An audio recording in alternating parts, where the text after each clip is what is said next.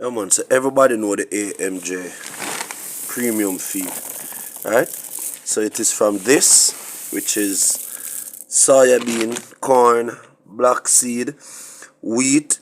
Everything's actually mixed up in this one consistent blend, right? We also add minerals and vitamins to the feed. Also, we had a small portion of baked products, which is grinded down into the feed, alright?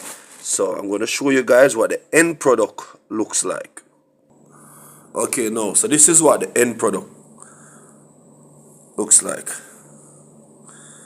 You can see the high concentrate of corn there. Also, there are chicken pellets that's added to this.